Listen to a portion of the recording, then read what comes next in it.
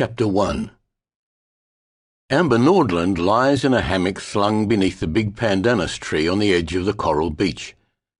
She wears a long silk wrap that covers the ugly scars all down her left side. Through the filter of drugs and dark glasses, she observes the others. Over there on the terrace, Uncle Conrad is standing beside his guest, the Chinese businessman, taking a last look over the beach and lagoon. They strike a discordant note in their suits and ties. The businessman's rosy, sun-flushed face makes Conrad appear almost albino. His skin is unusually pale for an Australian, his hair white, his suit light grey. The businessman transfers his briefcase to his left hand and raises his right in a stiff wave, like Chairman Mao blessing the young people lying in the sun. Cousin Ryan responds, leaping to his feet and crying, "Mr. Deng, you're leaving with Dad," and runs up to shake his hand. The other two, Ryan's girlfriend Taylor and his younger brother Hayden, look up briefly, give an indolent wave and flop back down again. Amber closes her eyes, listening to the waves lapping against the shore, rattling the coral. "Amber, dear!" Her heart shrivels. Karen Schaefer is striding across the grass towards her, carrying a tray with her pills and a little cup of morphine syrup. She protests, but it's no use. She does as she's told, gulps them down, lies back and drifts into sleep. She's wakened briefly by the thumping sound of a helicopter rising above the trees. It circles the island, then heads away to the south. The sunbeds on the beach are empty now. Amber wakes again, her scars itching madly. She should go into the sea. The salt water is supposed to soothe the irritation, but she hates the coral. You can't lie down on it or walk on it without reef shoes. Voices, heightened by alcohol, she guesses. Conrad's two sons and Taylor, along with one of the local staff boys, Selwyn, carrying gear down to the boat at the water's edge. Flippers and scuba tanks. They fool around at the boat. Ryan and Taylor splashing through the waves, flicking water at each other.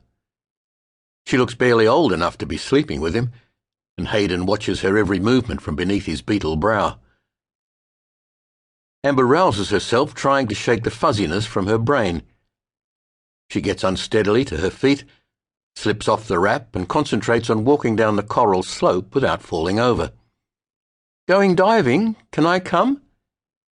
They turn and stare at her.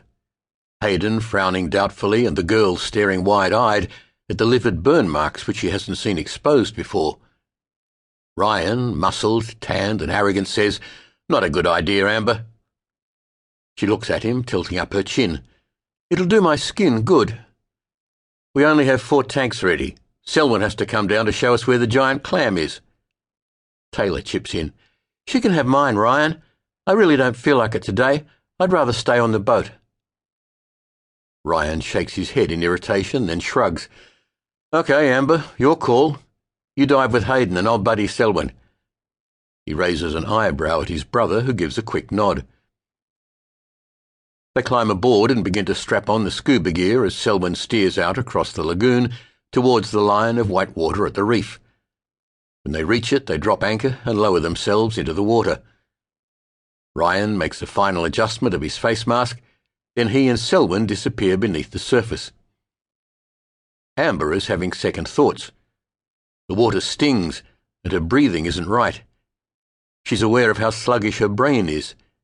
She's in the ocean, no longer cocooned. It's what she wanted, but now it frightens her. Hayden touches her good arm, and she nods. Down they go. The pressure begins building in her ears as they swim downward, side by side, following the figures of Ryan and Selwyn below them.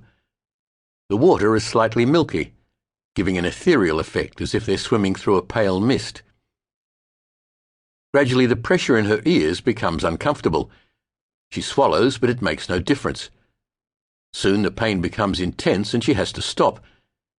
Hayden turns and looks at her, and she shakes her head, pointing at her ears. He waits while she tries again to clear them, but it's hopeless. He points upward and they swim back up towards the dark outline of the boat, the pressure easing as she rises.